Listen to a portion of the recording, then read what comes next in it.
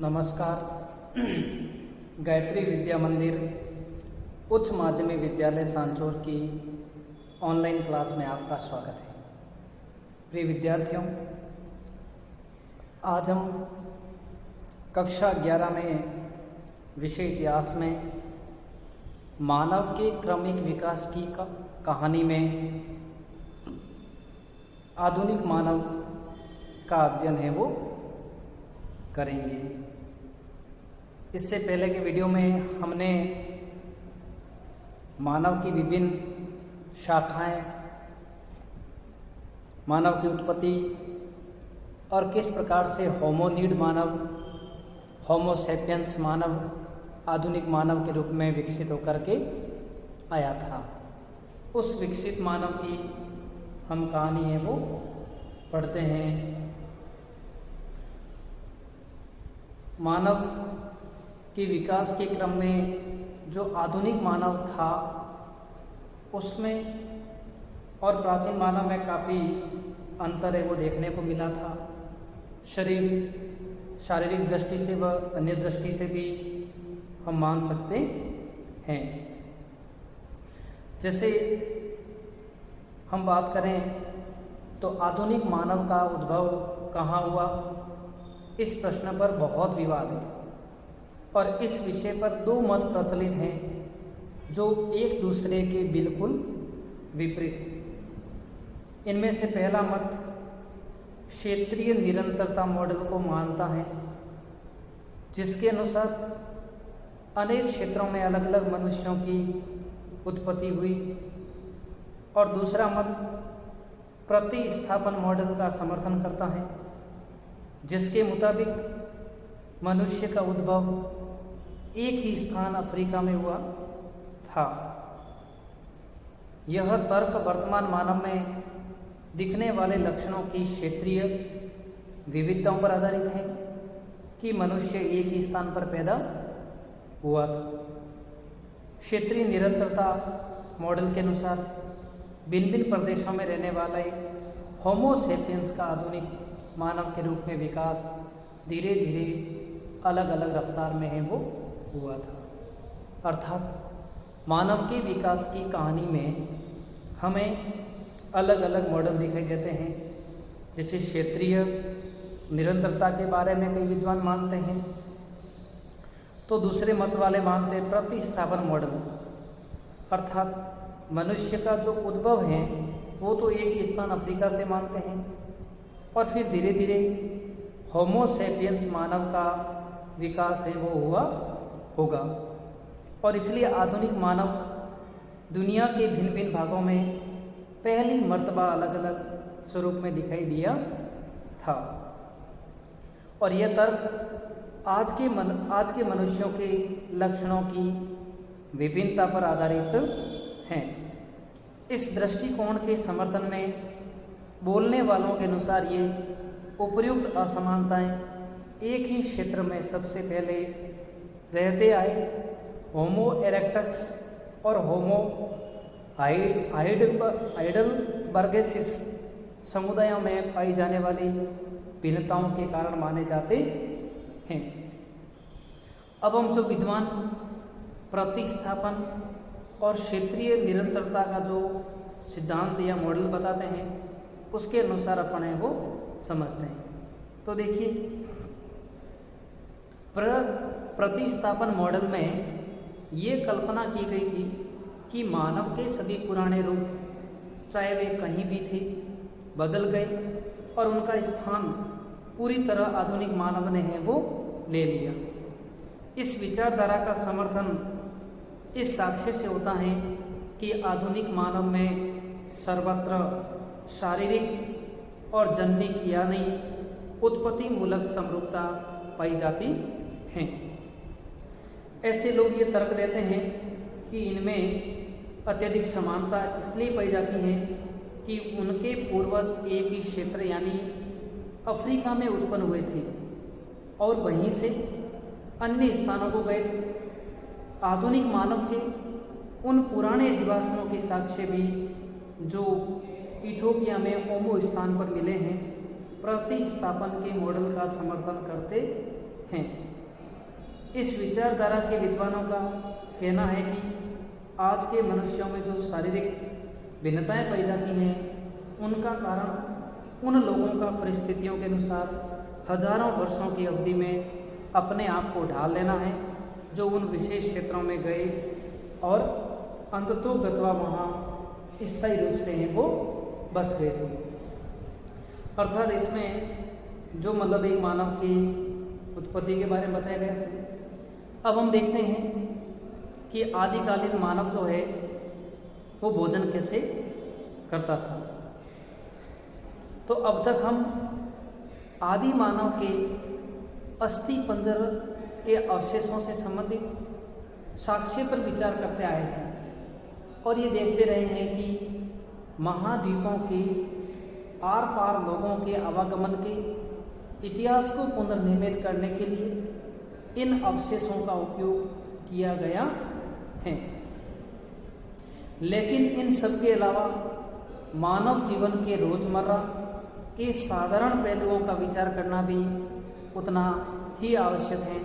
तो आइए देखते हैं इसका अध्ययन कैसे किया जा सकता है।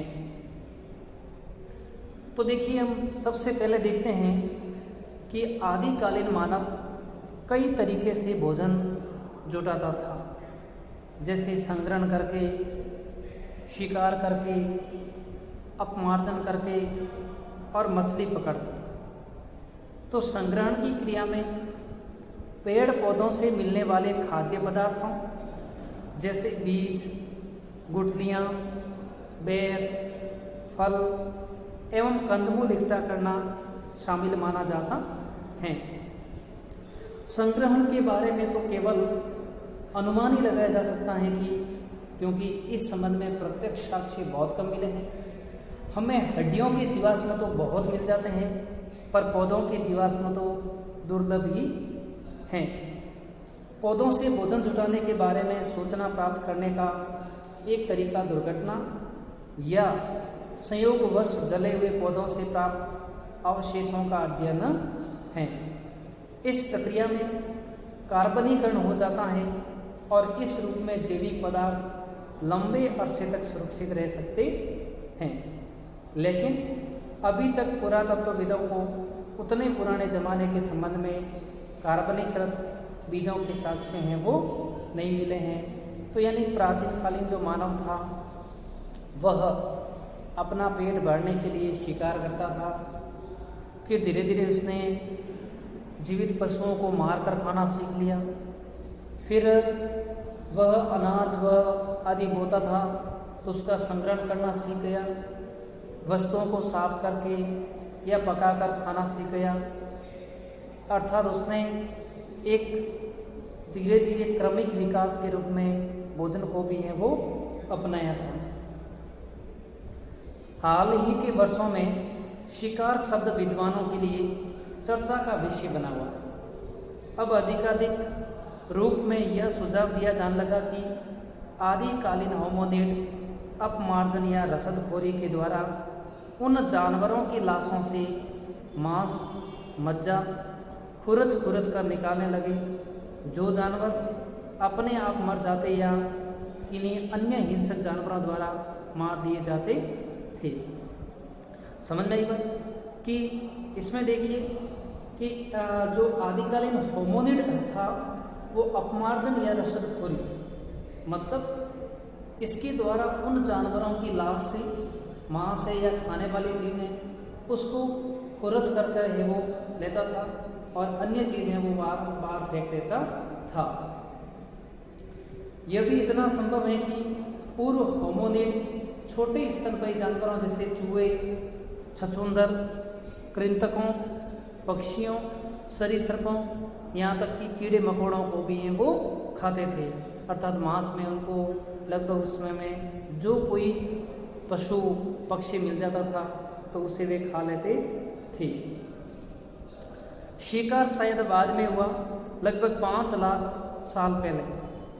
योजनाबद्ध तरीके से सोच समझकर बड़े स्तनपायी जानवरों का शिकार और उनका वध करने का सबसे पुराना स्पष्ट साक्ष्य 2 स्थलों से मिला है और वे 2 स्थल हैं दक्षिणी इंग्लैंड में बॉक्स ग्रोव से 5 लाख साल पहले का, और जर्मनी में सोनिंजन से 4 लाख वर्ष पहले का मछली पकड़ना भी